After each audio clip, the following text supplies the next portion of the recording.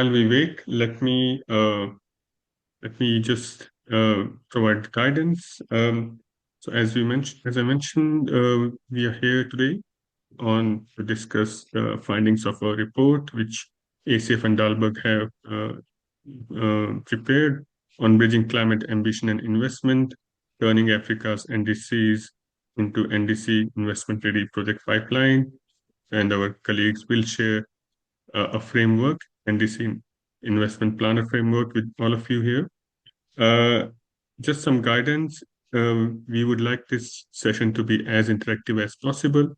So if you have any questions, please feel free to put them in the chat or in the question answers section. And also please introduce yourselves in the chat so that we know where you are coming from. I already see some of the colleagues have already started introducing themselves, so encourage you to please do so. The report will also be shared in the chat, so please feel free to visit the report and have a look at the report. With these words and acknowledging that most of our speakers have already joined us, I'm going to welcome Mr. Sunru Yong, partner at Dalberg, and who has been leading this study from Dalberg, for his opening remarks. Sunru, over to you. Great.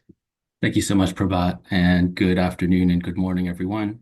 My name is Sunru. I'm a partner with Dalberg, based in Nairobi most of the time, although I'm calling in from DC at the moment for the spring meetings. It's really a pleasure to have you all here. I'm gonna keep my remarks short. I think because we'll be presenting a little bit more about the NDC investment planner. But one of the things that we often hear when we are working with those thinking about climate finance and thinking about how that ties to NDCs is some questions that people voice sometimes quietly. One is, I love the ambition. I'm not completely sure of how we got to that number for total investment. I'm not sure of the methodology. Or we hear people voice concerns about there's a list of things that are bankable, but everything seems to be bankable, which kind of means perhaps nothing is bankable. We don't really know what to believe. A third thing that often comes up is we're not sure if everyone's on the same page and if there's full alignment in this country that we would like to provide some funding to or make investments in. And so that's part of what we want to work on. That's part of why we, along with ACF, started thinking through this NDC investment planner, because we think there's there's a big delta right now between what people are saying as their aspiration or ambition and what they're actually able to do and what they're able to mobilize. So it's great to be here with you all. Let me pass it now to Salim to provide a little bit more context.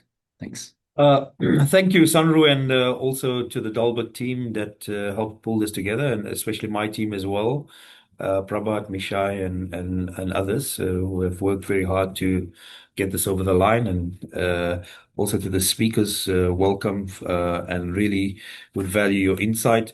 I just wanted to share, the main reasons why ACF has done this, and it stems from the premise of how ACF works. We are very implementation focused. We want to see stuff happen on the ground, and I think that's a sentiment all of you would share.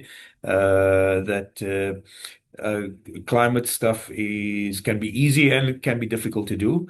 And I think what we try to construct from this particular piece of work, the investment planner, the NDC investment planner, is really to try to provide a tool and a mechanism for people to start thinking of moving away from the NDCs as a compliance tool, but rather how do I actually make my objectives and my goals in the NDC for both mitigation and adaptation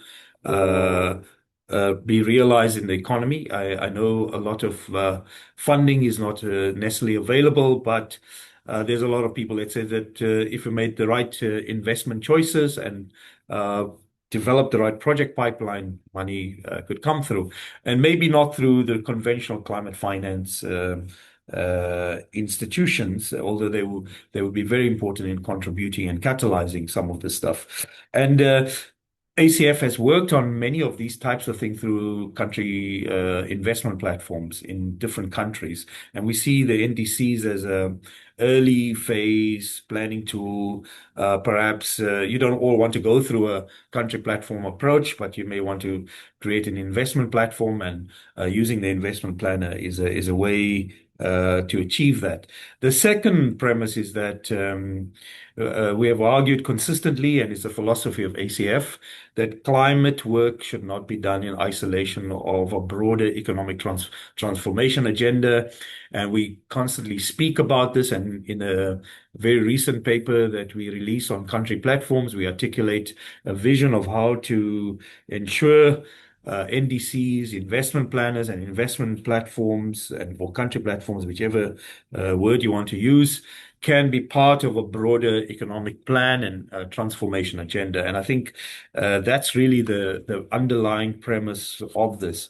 The third element, and it's a very important one, this will be my last comment, is that the NDC planner also provides for a degree of realism. I think everybody has, if you read every NDC plan and report that's put out there, that's submitted to the UNFCCC, there's a big wish list, and not all the money is just going to come overnight. So the NDC planner is a kind of instrument to make you realize what it takes to make projects investable and bankable.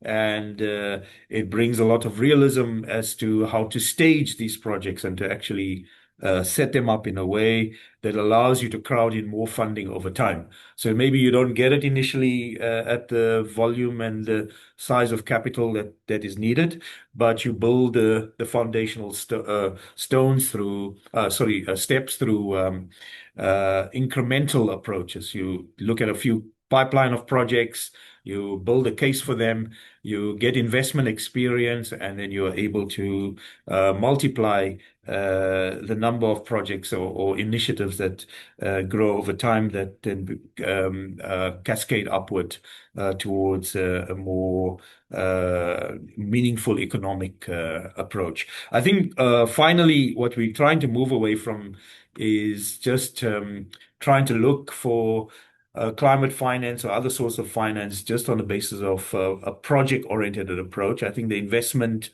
planner tries to take a more strategic view, but recognizes that because we are being incremental and realistic, that we have to start off with some flagship initiatives that may take the sort of framework of a project, but building it up towards more systemic approach. So I just want to leave with you with those few words and stress again that this has been a long project in the making. It ties with ACF's general approach of being implementation oriented and encouraging investment and scaling of investment beyond the traditional climate finance opportunities that exist. Thank you very much. Thank you, Salim, for those inputs. I'm going to now briefly introduce our keynote speaker, Mr. Deepak Patel. If I were to go into introducing Deepak, I think we can dedicate the rest of the webinar towards that, so I'll be very brief. Deepak is currently Deputy Chairperson with the Presidential Climate Commission of South Africa, and it has been our huge pleasure that he was involved in this project as the advisor when the project started. So we have benefited from his perspective throughout the project. And in his current role, he will provide us on how this links to the broader policymaking perspective. Deepak, over to you for your comments. Thank you. Thank you. Thank you very much, Prabhat, and good morning as well as good afternoon, colleagues, depending on where you've called in from. Let me begin by recognizing the importance of this work done by the African Climate Foundation and Dalberg. It addresses a central challenge in our climate response and development endeavors. We have advanced our statements of climate ambition. However, we have not really advanced implementation nor the effective achievement of our climate objectives, as well as many would argue, development objectives. Across Africa, NDCs are now stronger in their third iteration. They're more detailed, somewhat aligned with development thinking, and more recognizing of climate risks to livelihoods and resilience. Yet, too often, they remain statements of intent rather than instruments of effective delivery. The challenge is neither conceptual nor an absence of policies. It is institutional, financial, and operational. What the NDC investment planner does, and does it well, is introduce investment discipline into climate planning. It moves us systematically from ideas to priorities to portfolios to projects. And critically, it applies a necessary filter. Not every climate priority is investable, and not every investable opportunity is necessarily transformative. A dual lens, investment potential and economic transformational potential, is therefore essential. It forces clarity, it surfaces trade-offs, and it enables prioritization. But we must locate this within Africa's development reality. Africa is not a single investment destination. It is a diverse set of economies at very different stages of development. Each country faces its own fiscal constraints, institutional capacity realities, energy system dynamics and constraints, and unique political economy, which means there is no standardized pipeline. There is no uniform transition pathway. The strength of the NIP lies in its flexibility, its ability to allow countries to prioritize within their own development context. This framework also brings into focus a critical distinction. Mitigation and adaptation operate under quite different investment logics. Mitigation, particularly as we've seen in the energy sector, is increasingly modular, scalable, and commercially viable. Renewable energy systems, mini-grids, distributed solutions can be structured, packaged, and potentially financed. Adaptation is different. It is systemic, public good oriented, and often difficult to monetize. So we must be clear, private capital alone will not finance Africa's adaptation challenge.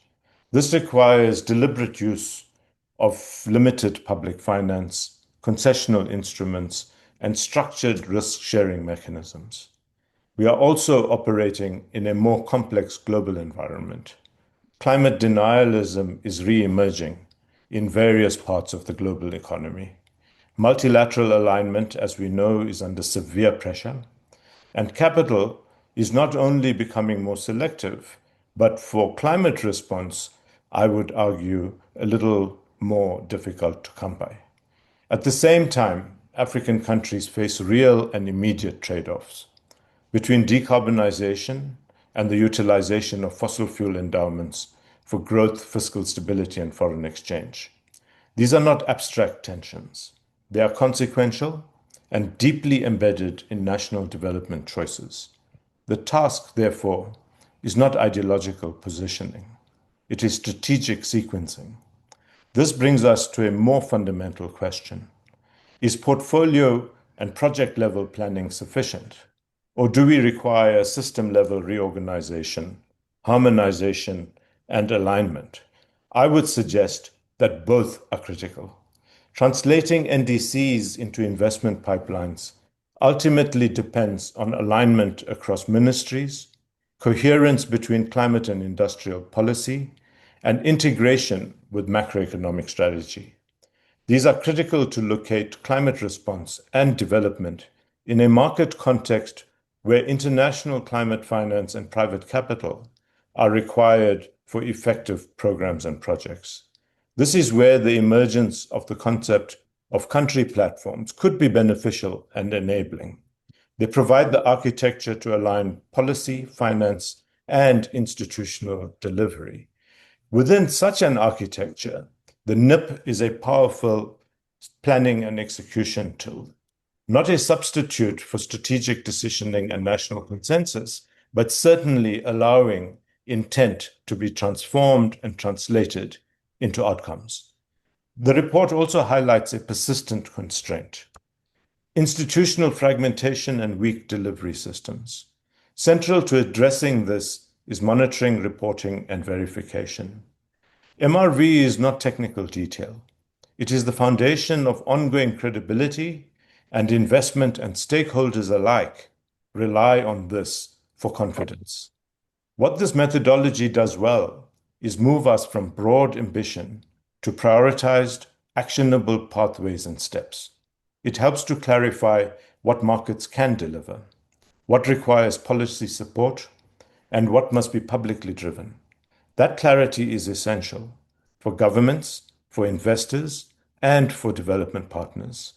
Let me conclude.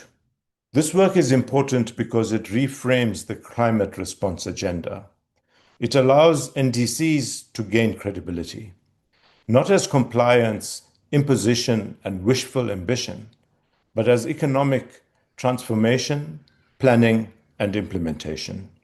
The NIP provides structure, analytical rigor, a methodology that is not difficult to work through, and it has potential to become a shared language between government and investors, between government, investors, other stakeholders, including labor and community. But delivery will depend on three fundamentals: policy coherence across government, credible MRV, and financing models that recognize different risk-return realities. If we get this right, NDCs will evolve from being commitments and wishful ambition to programs, to pipelines, to investment, and ultimately, we hope, into growth, resilience, and structural transformation while meeting our climate responsive agenda. This is the bridge that the NIP will enable if utilized with intent. Thank you very much. Thank you, Deepak, for those insightful inputs. I'm going to now invite my colleague, Mashai Makoji, who is Senior Program Officer Advocacy and Outreach with ACF, followed by Sunru again for their presentation on NIP. Mashai and then Sunru, you have the floor. Thanks. Thanks, Prabhat. Hi, everyone. My role is to just set the scene and then hand over to Sundru. So we can go to the next slide, Sundru. Just talking about where the NIP and the report, the backdrop of how it came about. So looking at Africa and how it contributes less than 6% of global greenhouse gas emissions, yet we disproportionately face extreme weather events and climate impact. So given that the risks are growing, there's that also growing need for NDCs to be more ambitious and to be able to safeguard and drive the development gains. So looking at the African countries, we are committed to advancing the NDCs. However, we are only setting the targets. Most of the countries, what we found, was struggling to convert or translate these targets into actionable investment-ready actions. And so recognizing these challenges where ACF, with support from Dalberg, started on this idea on the NDC investment planner as a practical solution to support the countries to bridge the gap between ambition and investment. So when you look at Africa and how we have submitted the NDCs, we have about 47 countries that have submitted the second generation NDCs, so the NDCs 2.0, reflecting stronger alignment between climate ambition and national development goals. Then we have a much smaller subset of about 13 countries that have submitted NDC 3.0 that are being shown by the yellow star. As at November 2025, we have about 4 more other countries who have joined into submitting the NDC 3.0. Then when you look at the picture on the right on NAPS and LT-LED's progress, we have about 21 countries that have submitted the national adaptation plans and a small but growing number who have submitted their LEDs. So when you look at both pictures, they vary, with some countries having submitted one or the other. Only a small handful of countries have submitted the NDCs, the NAPs, and the LEDs, including Morocco, South Africa, Ethiopia, and Zimbabwe. Also, the mixed picture reflects in part the significant demands on institutional capacity to develop robust plans. So both effort and expertise to do them well. And we all know that these plans are not easy to do, and they're also not easy to do well. So looking at Africa, one of the predominant challenge has been on climate finance. And so we can see a huge gap between the continent's climate finance needs and what is actually being sent. So out of nearly 300 billion USD needed annually for climate action within Africa, just about 11% of it is being met. And then when you look at of all the climate finance that is mobilized, only 14%, about 14% comes from the private sector. So without mobilizing significantly more finance, especially from the private sector, we're looking at how Africa mitigation and adaptation plans fall short. And when you look at this 14% that's coming from private sector and you compare it, it's much lower than in other regions, underscoring the persistent structural barriers that exist to investment. So over to you, Sundru, for the remaining part. Great. Thank you, Mshai, for setting the scene. I think what I'm going to do now is walk you through the NDC investment planner itself, giving an illustrative example to bring it to life a little bit and for you to see how this might apply for any country. And as we heard earlier from Salim and Deepak, it's meant to be a dynamic, practical tool where we're grounding our ambitions in what's realistic and thinking through what are the steps that we can build towards starting to achieve the goals that we've set. So when you think about the barriers that exist to mobilizing more climate finance, what are they? I think I imagine I'm preaching to the choir here. Most of us could probably name them right off the top of our head. But part of the challenge lies in the uncertainty about alignment within the country where you might be considering climate funding or finance, and also the credibility of those actions that you're thinking about funding. And if you think about alignment, there could be tensions between what has been stated as a climate objective and national economic ambitions. There may not always be coherence between ministries. And so Ministry Environment is saying one thing, Energy is saying something else, Trade and Finance are saying have other objectives as well. And those things may not come together. And so despite what we may see in an NDC plan, that may not actually translate throughout the rest of the government. And then, of course, there's the policy enabling environment. And so something that creates a disincentive for an investment or something that has been actually put down on paper as policy but hasn't been properly implemented. And so that brings us to this question of, is everyone actually on the same page? The second issue is one of credibility and capacity. We see these headline NDC numbers, as I alluded to in my earlier remarks. Sometimes it's not clear how we got to that final number of here's what we're going to achieve with our NDCs, or here's the amount of capital required to achieve them. And so we just see big numbers. Do they really add up? Do we believe in the methodology that got us there? As I said earlier, sometimes we have this wish list and everything's presented as this is exciting, this is bankable, this is impactful. And when you apply that in a broad, generic way to everything that you've presented to a potential funder or investor, then you really lose a lot of credibility. And then finally, as we heard earlier, there's also the readiness of the environment in terms of data and MRV requirements. And so we need to have those in place. And so there's this question of confidence. Are we confident in what we're about to finance? And so what we need to do then is think of pragmatic ways to try to address these issues of alignment, credibility, and capacity.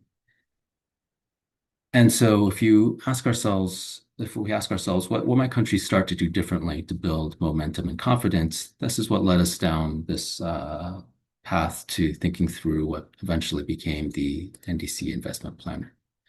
And so our approach was to try to bring clarity because there are going to be different priorities. Let's not dance around that, and let's just recognize there are different priorities that different actors may have. But in recognizing those priorities, we may then be able to bring the right funding to the right opportunities. And so as you think about priorities, let's be transparent about their economic development objectives, their climate goals. There may be certain things that we're trying to do with respect to industrial policy that may not sit always neatly with what we believe we need to do with respect to mitigation and adaptation.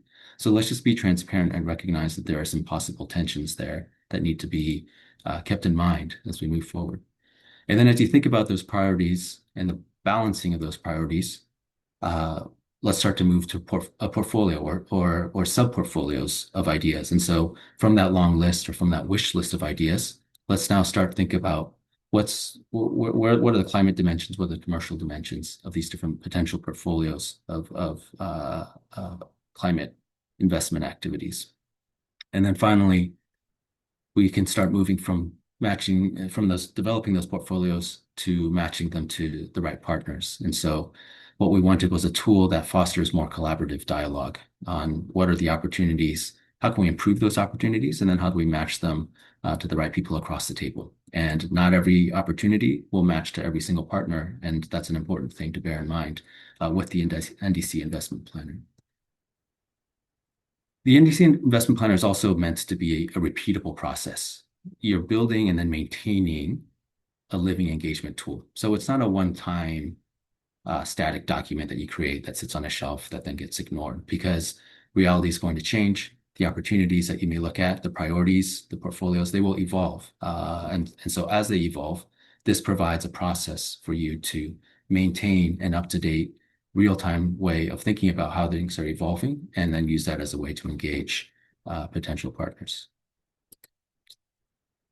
And so the NDC investment planner, it looks at identifying, evaluating, and then prioritizing those opportunities over 3 stages. The first stage, I think, is the obvious one. Right? We identify relevant opportunities for the NDC, think about the solutions that are contextually appropriate to the country.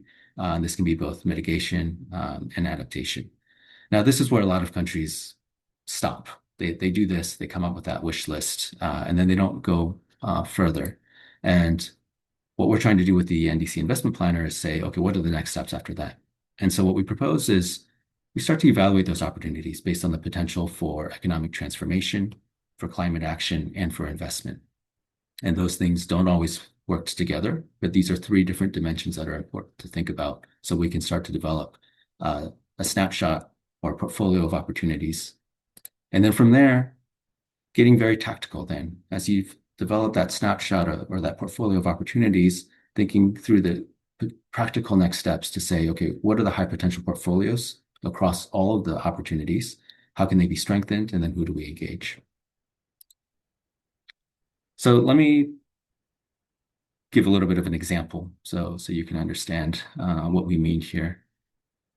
If you think about an NDC opportunity, and we'll use EV buses as an example here, the first thing you may consider is, and this was step 1 that we alluded to, you're thinking through the relevant NDC opportunities and solutions for that country context. And so with EV buses, is this about mitigation or adaptation? It's primarily about mitigation, right? There's a lot of vehicle emissions from public transport. We've all seen and experienced this. And in this case, the relevant solution to that need could be, let's start moving our public transport towards EV public transport, EV buses. And then we ask, okay, is there a potential business model here? Or perhaps not. There's not always a business model. In this case, with EV buses, one example that you could look at is to say you can do local assembly of EV buses on what's called a semi-knockdown SKD basis, right? This is one example. It's not the only way to approach EV public transport, but we wanted to get fairly concrete as we thought about, okay, what might be relevant for this challenge in this country, given the business environment. And so we arrived at, okay, semi-knockdown local assembly EV buses. The next thing that we then do is move to stage 2. And here we're thinking about the evaluation of the EV bus model on the economic transformation potential, climate potential, and investment opportunity. And so how might this fit to economic objectives? And you can start to assess EV bus on a semi-knockdown basis around industrialization for the economy, job creation, import substitution. As you think about the contribution to climate goals, we know that with rapid urbanization in most of our countries and more need for transport, then we're going to see a lot of high growing demand or high growing emissions from transportation, and therefore EV buses become increasingly important in the years to come. And then if we ask ourselves, how viable is this business model for investment in a given country? You can now dig down into some specifics, thinking about the unit economics of SKD assembly of EV buses. You may get whether a country may have some specific import duties in place that would actually favor local assembly. And so you might start to answer some questions, say, okay, there might be an opportunity here for investment, but there might be some things that are not yet proven. In this case, we said, look, EV buses perhaps could work. The scalability yet is still to be proven, right? And so these are the examples of questions that you might start to think through for each example or each mitigation or adaptation opportunity that you can translate into something that would go into an NDC plan. And then we would repeat this across all the things that might be relevant in a country. You might think about mangrove restoration, production of green fertilizer, distributed renewable energy, which might be through solar home systems or mini grids. You can think about biochar production and so on. And so we go through each one following the same line of thinking. If we zoom in a little bit on this second stage of really assessing the opportunity, whether it's EV buses or biochar production or waste to energy conversion, what you want to do with the NDC investment planner is take a very pragmatic and comparative assessment of the opportunities on these dimensions. And so as we think about economic transformation potential, you want to think about some of the subdimensions or indicators that would tell you this is more or less interesting when it comes to economic transformation in this country. And so you might consider something like alignment. How well does this fit with our stated national growth and economic development goals? Are there some tensions perhaps between what this opportunity may do and what others within the government may be aiming for? We can consider things like additionality. Is this helping us with greater economic diversification in our economy? Is this an enabler to other sectors? Is there skills development here? Could we become an exporter, perhaps even within the region? And then finally, a question of inclusivity. Is this job creation that's incremental? How disruptive is this to existing industries? And are there opportunities that we might create, let's say for women or for youth? So that's everything that we took on, that we considered as we thought about economic transformation potential. And then we moved into a more commercial mindset and thought about, okay, well, on the investment potential front, which NDC opportunities have relatively higher or lower potential to attract investment capital? And here, I alluded earlier in my EV bus example to unit economics. You want to start digging into the revenue drivers. How much potential market demand is there? Is there an understanding of what this particular business model brings, the value proposition? Is there a willingness to pay for what it brings? For a lot of opportunities, you have to also ask yourself, how dependent is this on carbon markets in the unit economics? We know that there are some business models that are interesting, but they're heavily dependent on carbon credits. Then you look at operating cost drivers. What are the potential margins? Does the willingness to pay exceed our cost to deliver? If we were to grow this business, are there economies of scale? Are we seeing declining industry costs? A good example of this would be in EV or in PV cells, where what was possible, what was not possible 10 years ago or 5 years ago was increasingly possible. And so we're seeing things that now become more and more interesting from a commercial standpoint. You also want to consider risks with the value chain, with political risks, with geopolitics. And then finally, the investment context. Globally, is there already interest in this particular type of business model? Are we seeing that this is something that works elsewhere and therefore could be translated to a given country context? domestically, are we seeing some existing projects and investments? And then finally, what's the capital intensity and how what does this demand with respect to someone who might be considering writing a check against it? Now you go through all of this for a country, and this is a concrete example from one country that we assessed.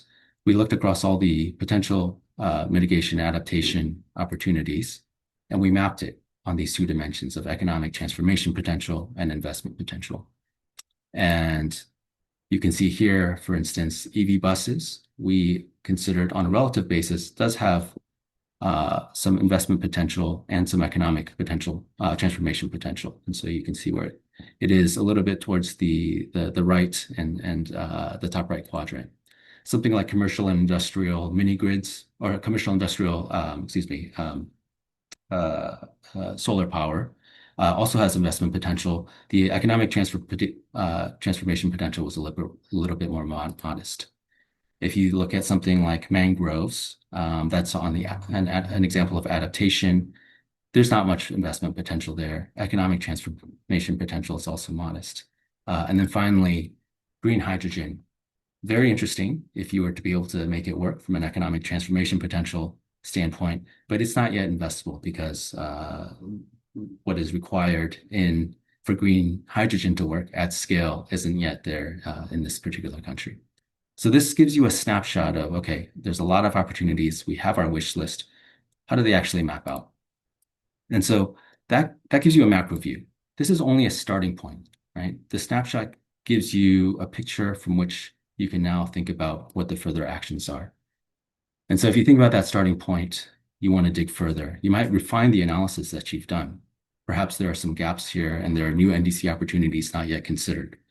Perhaps the size of the bubble that we saw on the previous slide, which relates to the emissions that you might mitigate, that needs to be pressure tested a little bit further. Perhaps we have to think further about which quadrant does this sit in, and have we really thought hard enough about the investment potential or the economic transformation potential?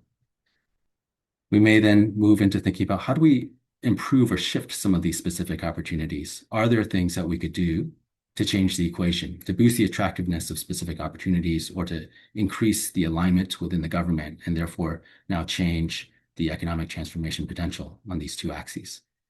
There may be certain things that you want to incentivize or regulate or even deter.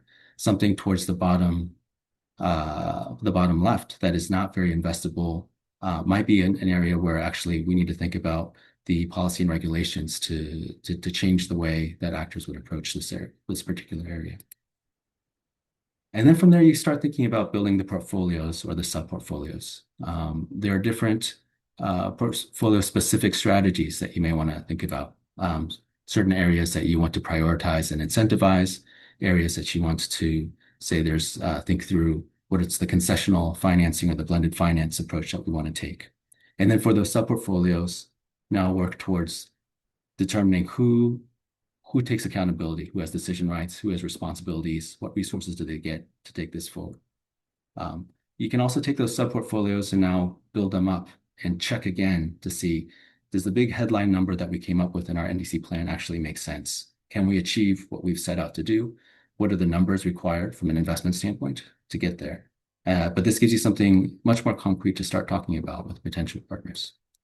And then finally, you engage those partners to take concrete action. Right? You take each of these bubbles, which is a project, but part of a broader portfolio, and you think about who are the right people to sit across the table for us to discuss this. What are the barriers that we need to work on? Are there areas that we can de-risk? And then you can start shepherding them through.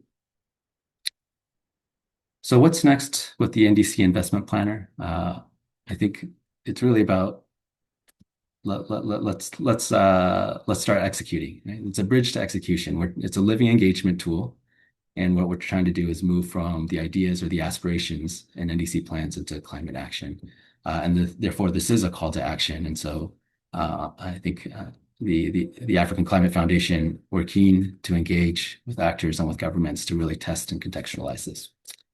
So let me end it there and hand it back to Prabhat for the next step. Thank you. Thank you, Sandru. Thanks for that detailed overview of the report. And I sincerely hope that our colleagues who are on the call, which is are in excess of 70 find it useful. I have a very one of my very favorite quote is, "No plan survives contact with reality," and unfortunately, that's where we have landed in. Two of our speakers are struggling to join because of connectivity issues. So we would encourage our participants, especially those from government background or from investment background, to kindly identify them so that we can loop you into the conversations. But I'm going to pass it on to Awa in a moment. We see that there are a couple of questions in the question and answers section. I will encourage our panelists to respond to them.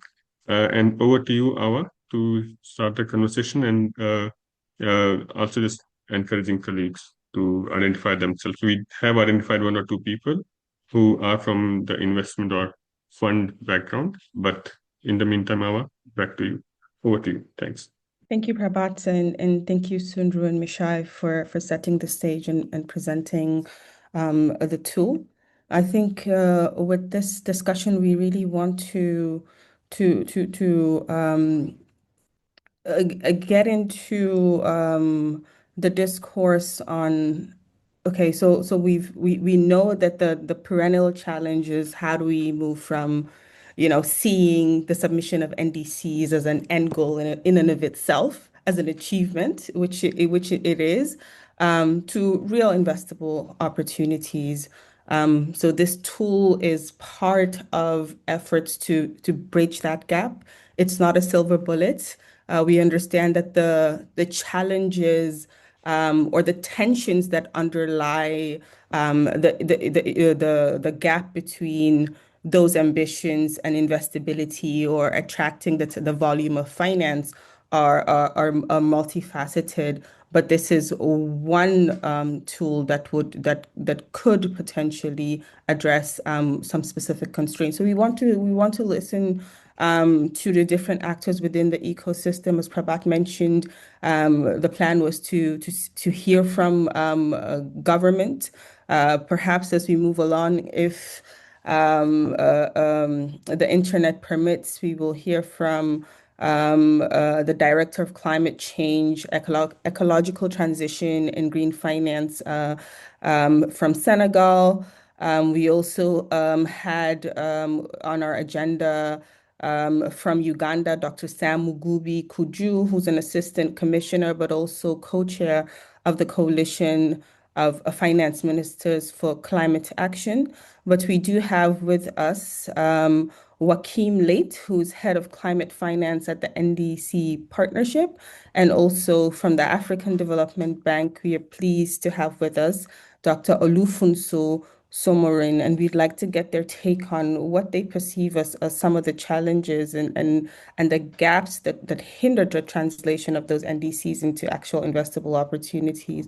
We also want to hear from other actors whether those of you that have joined us today, what do you see this tool as solving within our own context, and also what does it not solve?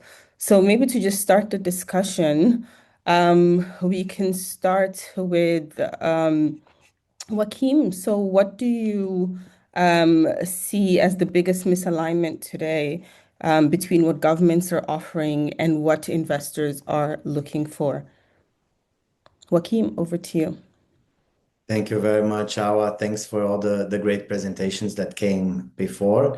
I think first, just maybe a quick few words on the partnership. So the NDC partnership is a network of 260 members. So we're talking about 140 plus member countries, developed and developing countries, and more than 100 institutions that came together with the view of strengthening and putting together realistic and implementable NDCs, but also helping developing countries translate those into action. So the topic of today is very close to our heart and to our work. Actually, I see a lot of good connection there with work we started back in 2022 and 2023, where we published NDC investment guide.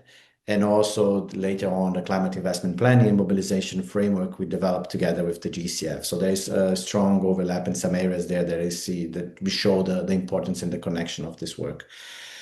I think in terms of the challenges that you asked, I would like to bring about some challenges that we perceive at the country level, but also challenges at the system level. So at the country level, coordination and institutional alignment is one of the critical areas for work that we see across member countries.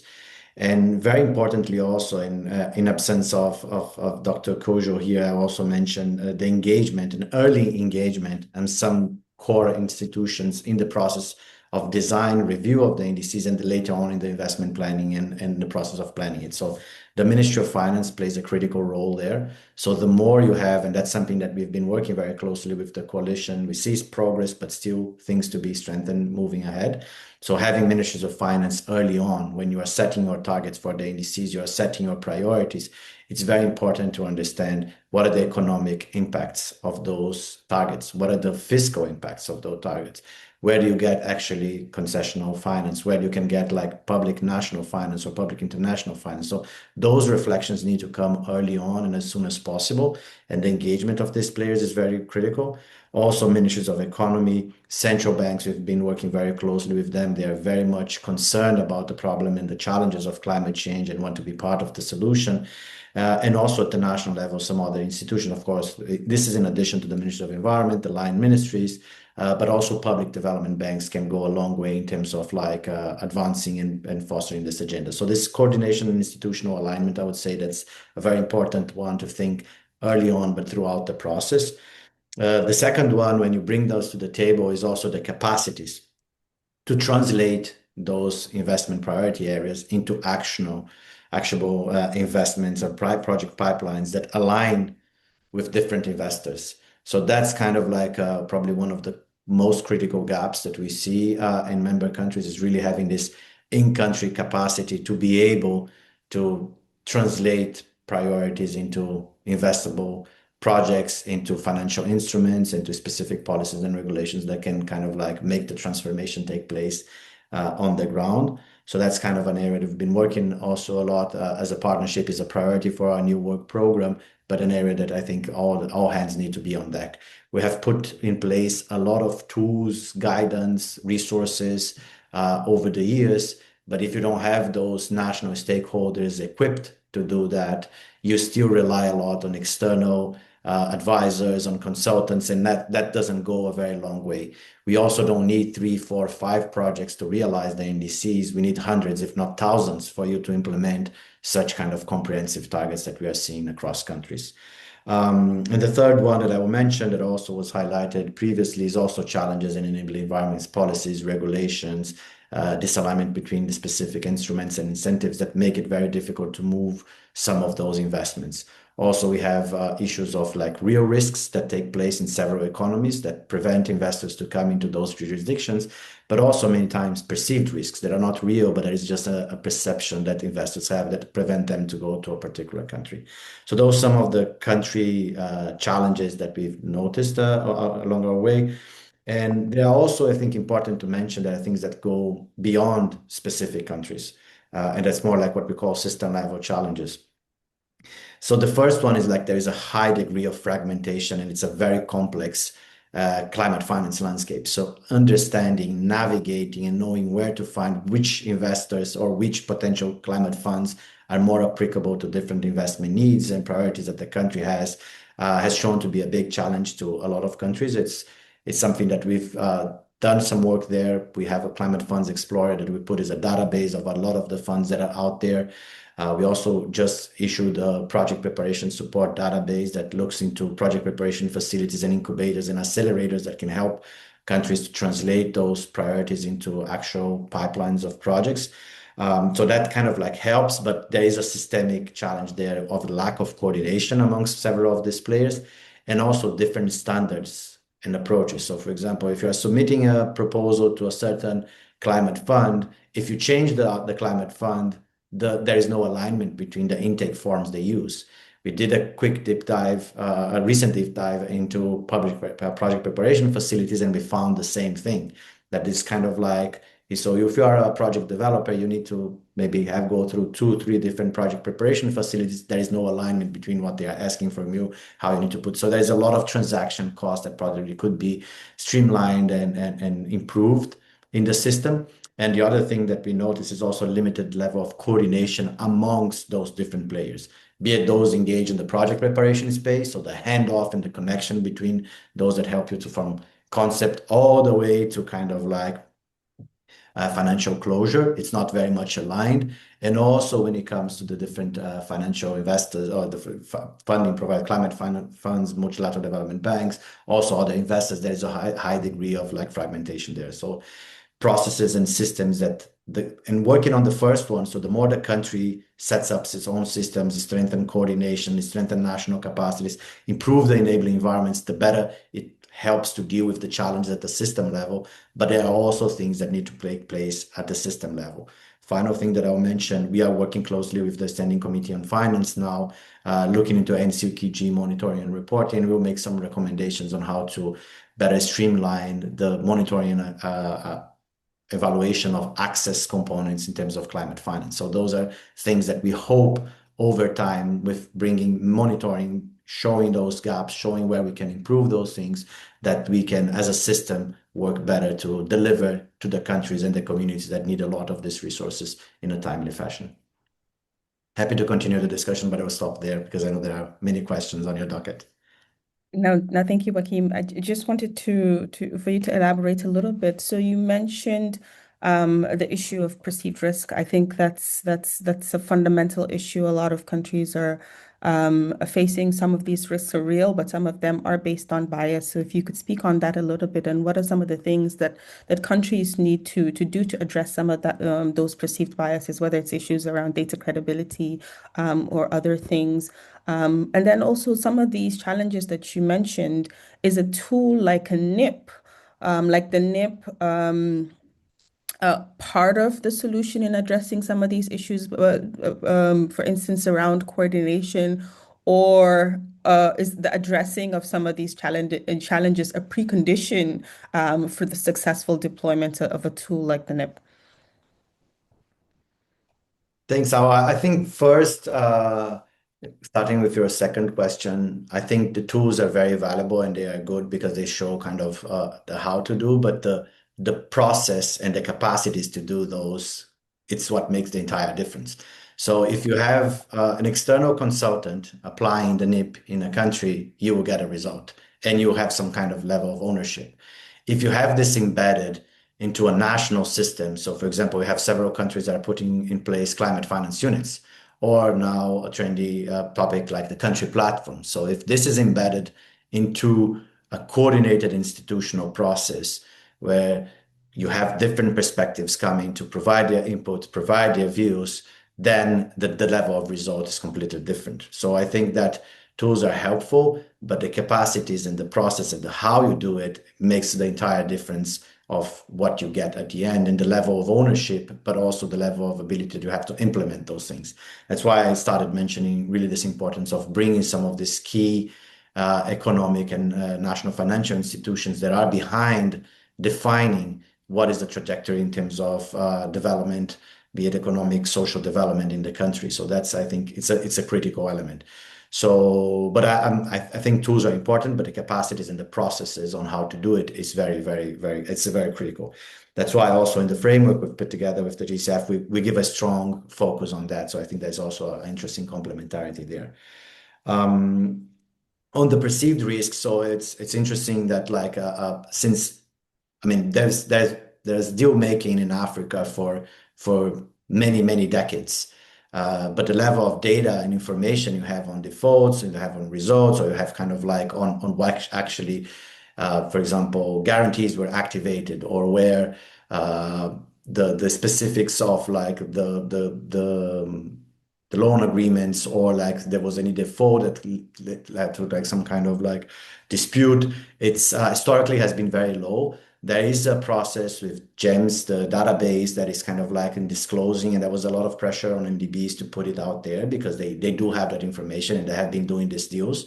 So I think the more that one at the system level, this development finance institutions that work for public good can put this information out there, the better. And we have Dr. Olufonso coming later on. He can probably even have more details on that. I think the better. We know with private investors, it's usually very difficult to get this data because this is a lot about their own intelligence, their comparative advantage, their competitive advantage. But to a large, I think to a large extent, getting information that one public entities can provide both at international level, but also at the national level where available helps to go a long way as well. So I think national governments can do to a large extent, but also the development finance institutions can support a lot in that space and giving visibility and showing, hey, actually there is investors don't want to come into the sector, but we have been making operations here for like 20 years and our default rate is X%. So that would help and that will go a long way for the investors to be more confident and be able to deploy their resources there.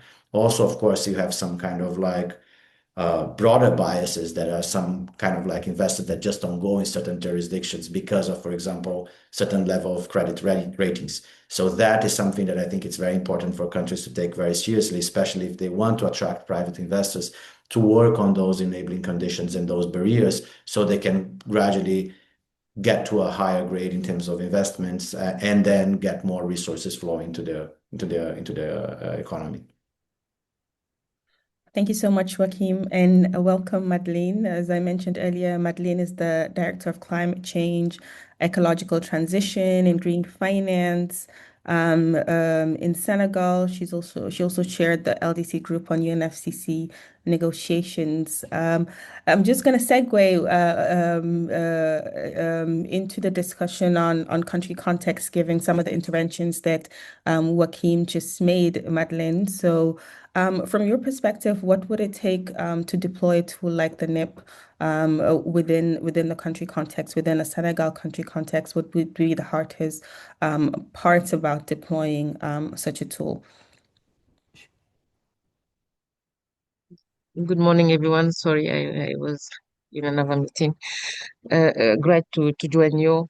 And I just want to thank you, Awa, for your question. And regarding Senegalese context, and I think most of developing country context, particularly LDCs countries, I think what is important in the implementation of the NDC is first to provide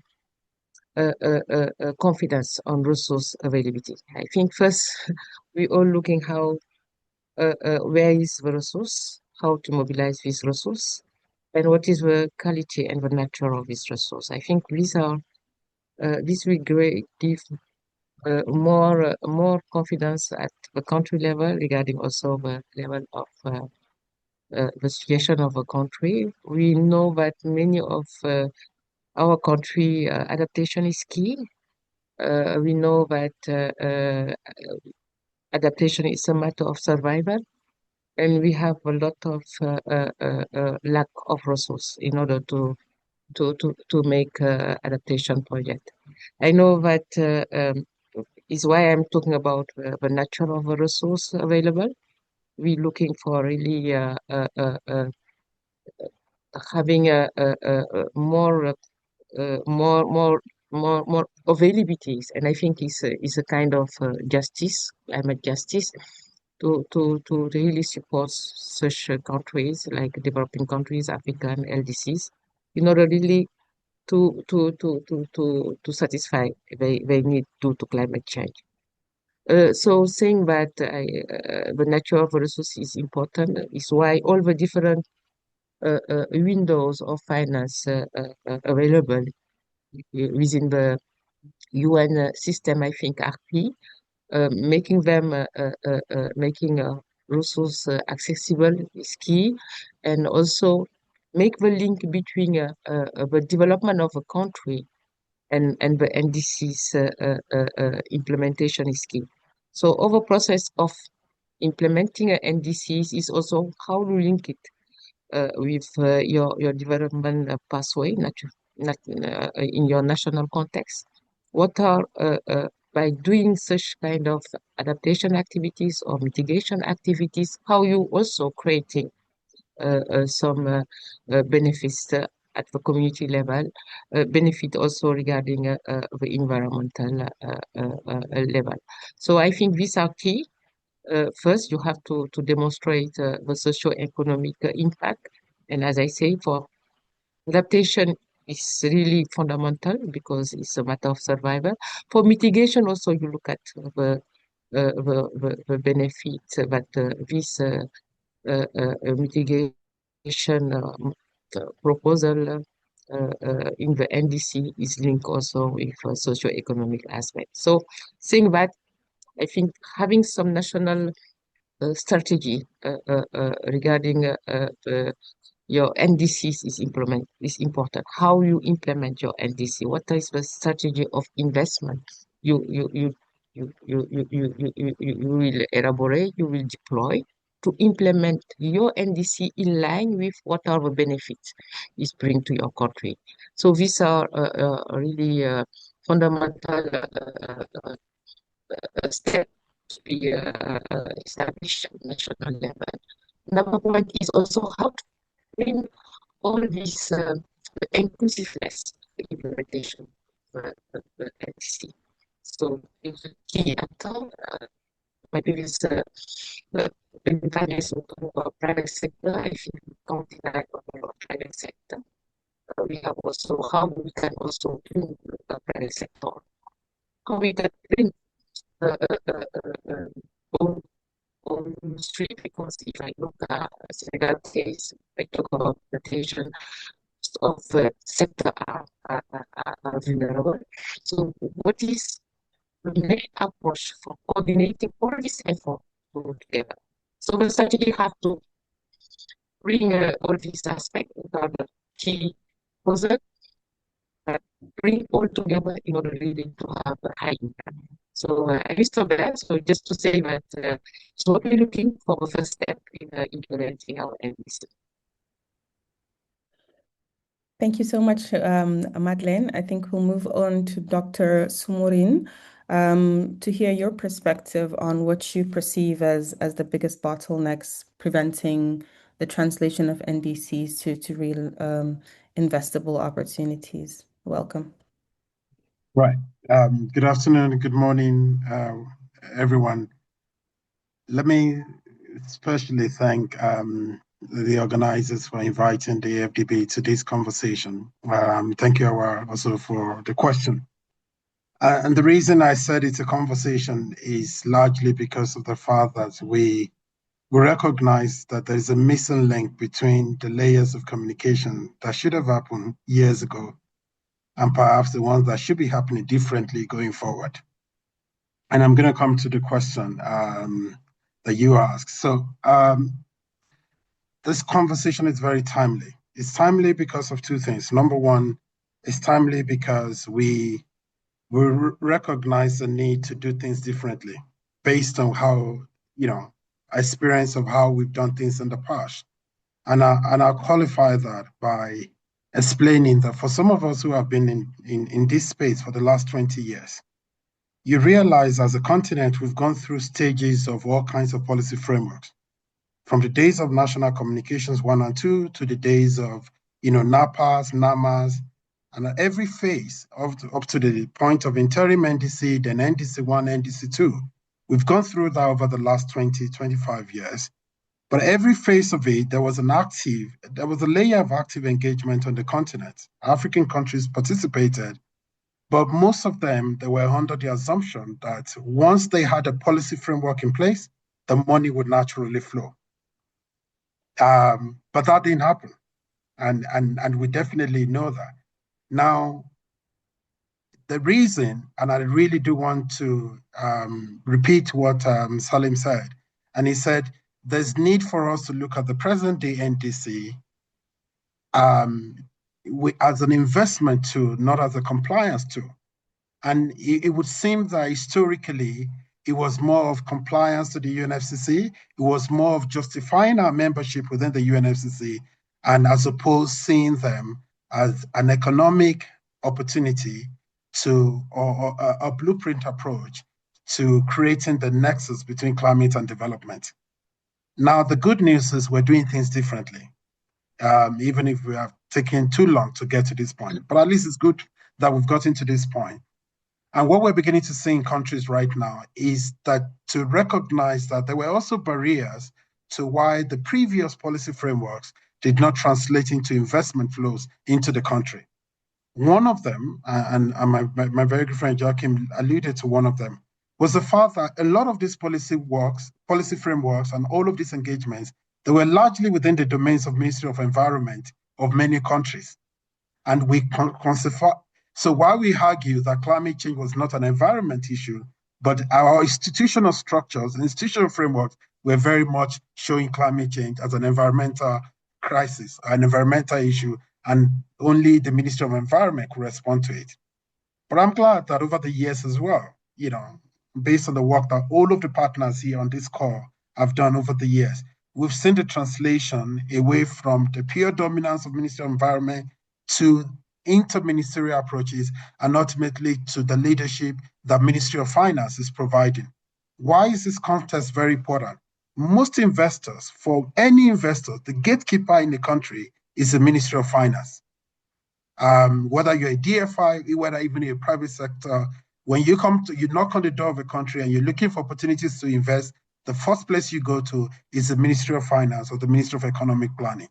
Now, the disconnect was we produced documents, we talked about policy action, we talked about investment actions within the domains of Ministry of Environment, but they never found their way into the investment planning that Ministry of Finance was leading on. And we've seen this. So that's why resources or investment kept on moving into countries, but they were not very much going into actions that are consistent with adaptation and mitigation.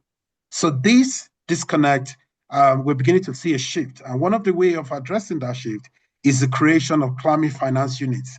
We're beginning to see within the Ministry of Finance as a governance tool in bridging the environment and the finance part. Now, is it perfect? Not yet. But is it very much on the right track? Absolutely, yes. So it's important to know that the disconnect is largely a coordination problem. And I agree with Joachim about that. It is how we have structured things, how we have framed the challenges, as well as how we have framed our responses to that. Secondly, as well, I think for the longest in the African context, if you ask a lot of people, and when I say the longest, I limit that to my 20-year experience in this space. From 2006 that we've been involved in this. When you ask a lot of people on the African continent about climate finance, their understanding of climate finance was largely about writing proposals to have access to the multilateral climate funds. You're talking of GCF, you're talking of JEF, you're talking of adaptation fund. And it's very important that as we go forward, we must address that fund is not finance. Fund is an element of finance. And so climate fund is important, but the climate finance we're talking about is bigger than that. And we're beginning to see countries who are making that shift. They are providing that clarification in current documents. And we're beginning to see the operational framework in moving more toward embracing the finance aspect of things and not necessarily the fund aspect of things.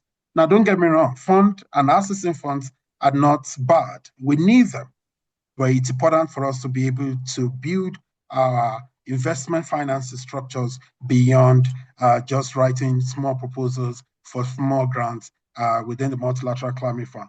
The third part was also the fact that we definitely haven't been able to do justice in creating an operational framework that is able to put investment flows to bring both the climate action and the development action together. So that is very important in this work that you're doing in this tool, in this NIP tool, because that economic and social transformation principle and structure in the country is very important in bringing this together. So the question now is, what has been the challenge? I mean, what has been, perhaps the bottom blocks, the bottlenecks between, the finance side of things and perhaps the policy side of things.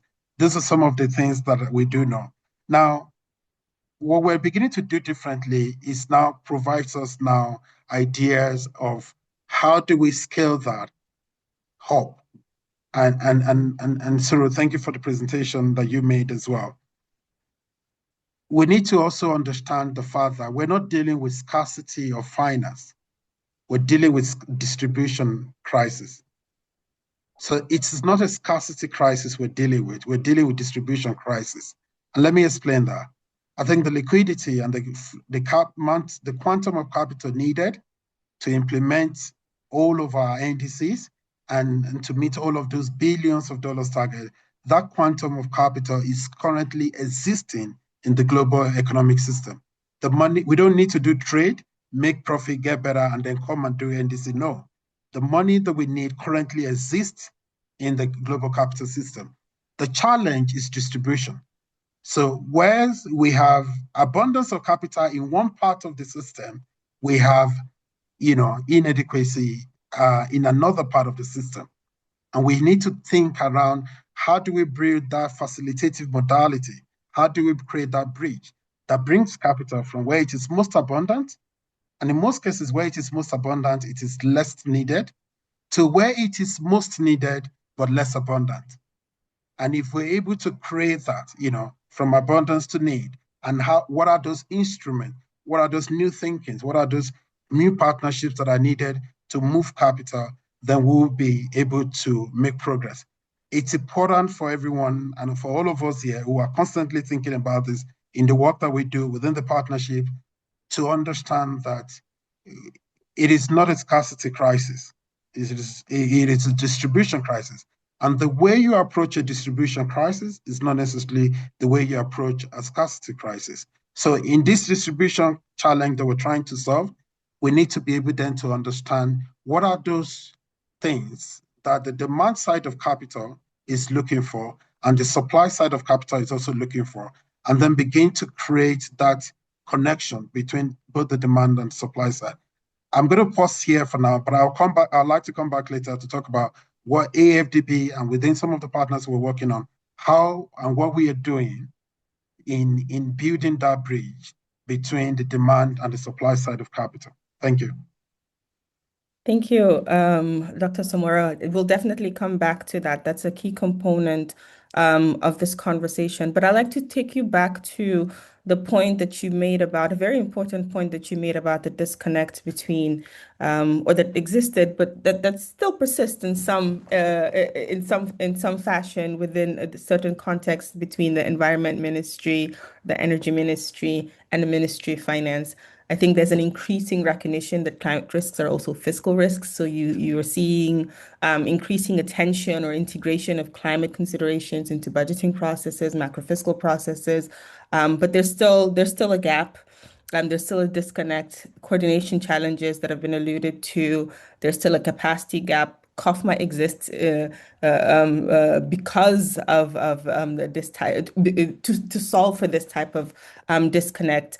But with that being said, what if with this type of tool and with the issues that Joaquin mentioned earlier about capacity, we would need some consultants to fly in order for countries to be able to really deploy this tool. So one, what would it take for countries to truly own a tool like this? So it's not, sitting on a shelf and it's not partner-led. I think ACF is trying to problem solve with countries, and that's a key objective of the development of a tool like this. But I think what success would look like for us is for countries to be able to really own this tool, for us to support the iteration of this tool so that it's useful to countries in their in their quest to really move from ambition to investability. So one, what would it take for countries to own this? And then two, where does ownership sit within the country, particularly given the disconnect that you mentioned, and the fragmentation and the issues of who owns or territorialism, as you know. Good. So thank you. Our very good, brilliant question. So first, we must also recognize the progress that we're making in countries. We've seen new emergence of very valuable interventions, both from our partners from the north, but more importantly, even partners amongst the African continent, and we've also seen the emergence of new ideas.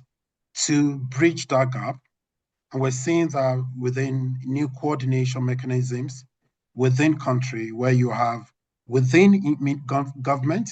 So you now have government structures coordinating climate change across multiple ministries with focal points meeting regularly on the one hand, but you also still have government and development partners engaging and just fine-tuning this over and over again. And the work that NDC partnership does through having an in-country facilitator is very, very valuable in bringing this together. At the AFDB, we have the AFDB NDC Hub. We try to coordinate what partners are doing and to avoid a lot of duplication of effort and bring countries closer together to where the needs are greatest and ultimately where we can have, positive steps forward. What I think is important for a tool like NIP is to first and foremost go through the process of institutionalization. I think it must be a tool that must be honed by them, and they appreciate the value, what it can help them do. It may build on existing tools that are in country at the moment, but it may also replace the existing one. But it's very clear about the value of that because countries are beginning to see that, those promises, we have gone beyond those promises. You need to be able to find solutions and you need to think out of the box. The second layer of institutionalization is then to understand who's going to take the leadership, who's going to lead this. I am a big fan, and please, this is the keyword is high. I am a big fan of the idea of a CFU, a climate finance unit in any country. The idea that you create a standalone, dedicated team within the Ministry of Economic Planning or the Ministry of Finance or Treasury, whichever the structure in your country, that brings in people from different ministries, but is also able to understand what are the entry points for investment actions, as well as what are the entry points of partnership that can unlock capital, as well as how this kind of tool can help in structuring prioritization exercises, but also contextualizing what is possible within administrative regimes. We know in certain countries, and we cannot, this is Africa, that some projects, if they are going to see the light of the day, they must not go beyond certain administrative regimes. And we know that some projects as well, they don't have an opportunity to stand alone by themselves. They have to be integrated into a much larger project. So you need a dedicated team that's constantly looking for all of the entry points in order to be able to make that happen. And that is where I would consider to be the best place to institutionalize this tool, because itself they have the requisite capacity. Even partners that are supporting them are able to provide the support that they need, the expertise that they need to take that forward. But having that group of people lead this on and contextualize it into the local systems, local structures, local politics is also something that is very important. So those are my points for now. Thank you, Dr. Sumorin. We have with us as one of our participants, Afua Baden from the Ghana Infrastructure Investment Fund, who specializes in risk management. Afua, can we invite you to give your perspective on the challenges around risk management and how that plays into investor confidence and the ability for Africans to attract the scale of capital needed. Welcome, Afua. Thank you, Awa. I hope you can hear me. Yes. So, as you mentioned, I sit with the Ghana Infrastructure Investment Fund, and I am on the environmental and social risk desk. And sometimes we also look at climate resilient issues, how we can incorporate them into the projects that come to us. Our role at Ghana Infrastructure Investment Fund is to mobilize. Sorry, Afua, can you be a bit louder, please? Okay, private capital, and work with private project developers mainly to develop some of the projects, climate resilient projects that are needed. And we are currently working on a climate fund to really look at climate projects. But what I can say is for projects to be investor attractive already, every risk management aspect, especially around environmental, social risk, and climate resilience, must be really looked at, detailed, and incorporated into the project and ensure that there are mitigation solutions or there are solutions to manage this risk so that any investor coming in is assured that if I invest into this program or project, I would not lose midway because this project is really risk robust and all the issues that must be addressed are critically considered and the necessary solutions have been made available. So for us here in Ghana Infrastructure Investment, that is what we try to do to attract the investors that come in. So, and we work really with international good practices to ensure that whatever we are doing meets the international standard for investors to be comfortable working with us. Thank you. Thank you so much, Afua, and to the panelists for a great conversation. I'm now going to hand over to Pravat to segue us into the next session. Thank you. Thanks, Awa. Just keeping an eye on the time. I think just highlighting that the importance of this framework is not in developing another report, but providing a toolkit or framework, as we've been referring to it, to the governments to engage with various stakeholders and find a way out to collaborate. We have received a lot of questions and we've been trying to keep up with them and providing responses, etc. But we can quickly check the floor if there are any last questions that colleagues may want to ask. But Awa, there is one question which remains, I think, unanswered. Or I think all of them have been answered in the chat. So thanks, Sunru, for that. Awa, there is one question I think which you may want to just draw Joachim or others is on how can government design public-private partnership pipelines aligned with NDC targets. So maybe Joachim can respond to that from his perspective. Thanks, Prabhat. I'll be very honest, I'm not a specialist in PPPs, so I think I'm not the best person to answer that. I think there is probably just a few high-level reflections. We have a colleague in the team that worked for many years on that. And I mean, first, each country has a different institutional framework and a different way of working with different capacities, resources, policies, and regulations. So one thing that also we've learned in a few countries where we worked is like really understanding the basic regulatory framework for that country, how public-private partnerships are taking place, and to what extent climate is or is not reflected there. It's a very important one. Working in the past in Brazil, where I am from, in the energy sector, that was one of the big challenges. So there were like intentions and interests from government, but also from private institutions to make stronger investments in environmental and social elements, but just basically public procurement law didn't take that into consideration. So they were blinded. They were just looking into kind of like efficiency, costs, and time, whereas those elements were not there. So I think looking at the regulatory framework is a key element there, and seeing how you climate proof or integrate those elements into both thinking about mitigation and adaptation. I see Dr. Somoing has, and Olofonso has kind of. Yeah, I was about to. He's probably with FDB, has a lot of experience on this front. No, thank Dr. you. Thank Olofonso? you very much. Yeah, I think in the interest of time as well, first, it's important to appreciate the fact that there are things we're doing on the continent that we are not doing very well, and perhaps we could do differently. One of them is we are having too much of public capital going into projects that a lot of them should have been funded by private capital. And that means that, you know, we're not maximizing the efficient use of public capital.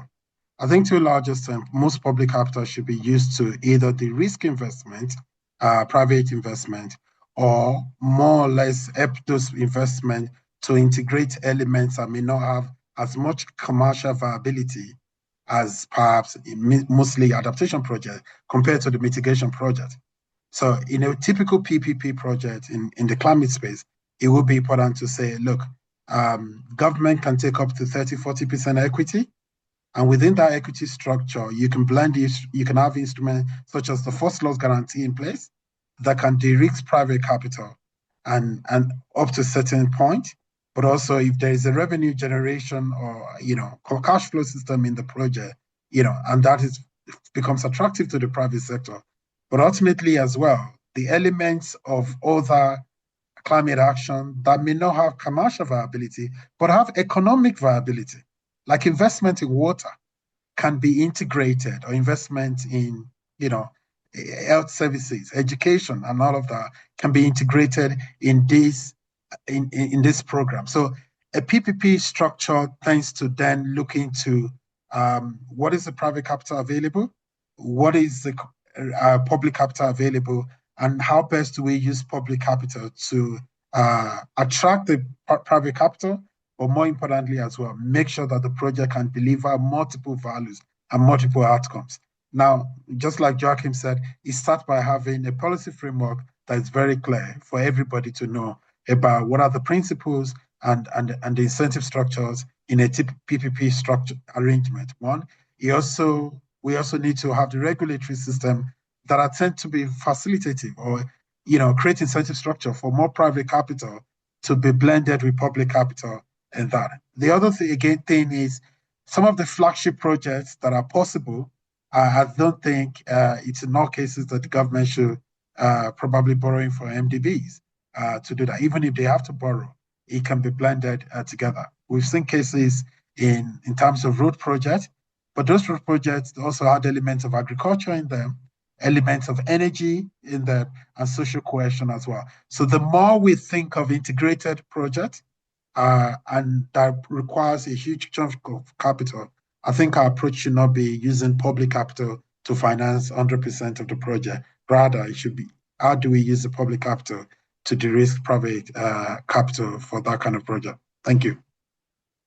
Thank you, Dr. Alfonso. And I'm just in 30 seconds, there is a question on how to overcome the lack of capacity of local banks to see the potential of green projects. Dr. Alfonso, if you want to weigh in on that very briefly, maybe linking it to what initiatives you have taken at AFDB? Good. And so within AFDB, we have a program that we're looking at. We call it AFAC, African Financial Alliance on Climate Change. And basically, the whole idea is to recognize that our financial institutions, pension funds, insurance company, our banks in Africa, they're sitting on at least $3 trillion of assets under management. And the question is always like, if you can just imagine, if you can push them in a direction where about 10% of that, you don't even want to be overly ambitious, 10% of that will go into climate actions, investment, or consistent with NDCs, you could be unlocking up to $300 billion from domestic capital. And so it's also important to look at that in the need into how do we create a system that can unlock a lot of domestic capital. Because if we're looking for $300 billion, we can have that locally, domestically, to solve that. But then the question is how? So what we then tend to do is to help these financial institutions to understand the opportunity side of climate investment, but also to understand how do they embrace climate risk, and rather than just stay away from it, but understand what risk management structures needs to be put in place. So we have a case in Kenya where the Central Bank of Kenya has developed guidelines for financial institutions on how to mainstream climate risk and ultimately increase climate investment. Last point, Robert, is imagine a situation in all our countries if the regulator will say, going forward, as part of your financial institution license and in a form of, I want to understand what percentage of your lending is going to climate actions on the ground. And countries and banks start making that reporting. And beyond whatever they're doing in their CSR or sustainability reporting, but something reporting to the regulator around that, you definitely will see the request for knowledge and ultimately the thinking around doing it and making it happen on the ground. Thank you. Thank you, Dr. Alfonso. I just want to give 30 seconds to Madeline before I turn to Kerry for last word. Madeline, any last words from you in terms of how you see the applicability of this framework in the Senegalese context, and also from a negotiation perspective, if you want to go there, but very briefly. Yeah. Thank you. Yeah, thank you, and thank for the great information share, thoughts share. I think what is important, I think, as I say, is how we can help a country to mobilize more resources. The natural resource for me is, from my point of view, is key because we know the situation of debt burden for many African countries, and I think this need to be taken on board. The other aspect is we're talking about additional resource required due to climate change. We have the development part, with the business as usual development part, but you have to add climate integration on board. This is also additional cost. So who is paying the additional cost? So I think the issue is, do we have to ask poor communities to pay the additional cost? So it's why I'm talking about how what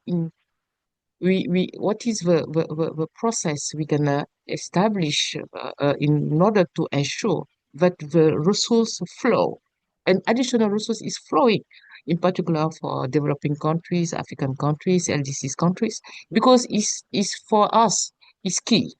We don't want to have the poor communities having to pay the high cost. This is the issue. We know that adaptation is required, is necessary. We have no doubt of that. But we know that the trajectory of development, the business trajectory of development is something that we have to take on board with something additional. And who is paying the additional cost? So we can have different approach of bringing the resource, but the nature of the resource we bring in additionally is key. And I think also another aspect is how to build capacity at local level, because people have to know that they have to take that on board. And this requires a lot of action. This requires also a lot of implementation. I think we have to move we have to have action on the ground.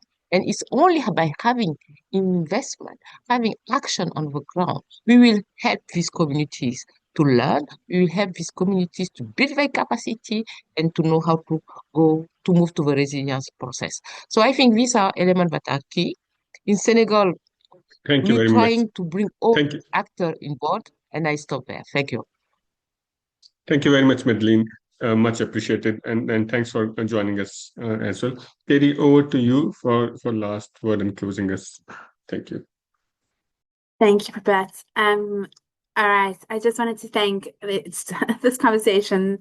To follow after such a rich and thoughtful discussion is always hard. So just enormous thanks to everyone involved. I think what has come through clearly today is that while ambition across Africa continues to grow, persistent gaps remain that we need to collectively address. In terms of meaningful implementation, the finance gap is still significant, with only a fraction of the required climate finance currently being mobilized and distributed, and this continues to constrain implementation. In addition, innovative and sustainable financing and systems-level thinking are required to line NDCs as an investment tool. We've also heard about institutional coordination, aligning and capacitating across ministries, sectors, and stakeholders to move from plans to execution. And importantly, the discussion also reinforced that country ownership is fundamental. Lasting progress will only be achieved when national priorities, systems, and leadership are at the center of how climate action is designed and delivered. It is precisely in response to these challenges that the NIP, the NDC Investment Planner, has been developed as a practical tool to help bridge ambition and investment and to support governments in turning national commitments into credible, investable pipelines. As highlighted, the NIP is not static. It's a living tool. It's designed to evolve with country context, priorities, and opportunities. At the ACF, we remain deeply committed to supporting governments and partners in this journey, working together to translate climate ambition into real, on-the-ground investment that drives economic transformation, resilience, and inclusive development. I would just like to, as I close off here, thank our colleagues at Dalberg for their partnership, their incredible partnership and intellectual leadership in developing this work, and our exceptional panelists and speakers, Deepak from the Presidential Climate Commission in South Africa, Dr. Somaran at the African Development Bank, Madeline from Senegal's Ministry of Environment and Sustainable Development, Joachim from the NDC Partnerships, and Afua from Ghana's Infrastructure Investment Fund for joining us when we had some difficulties with a speaker joining remotely. And importantly, the ACF team, whose dedication and effort has made both this work and today's convening possible. For those of you who'd like to stay engaged, we warmly invite you to continue the conversation with us. The full report is available on our website, and we encourage you to explore it, share it, and consider how it can be applied within your own country or institution. We look forward to deepening these partnerships and working together as we move forward from dialogue to action. Thank you all once again for your time and participation. Thank you.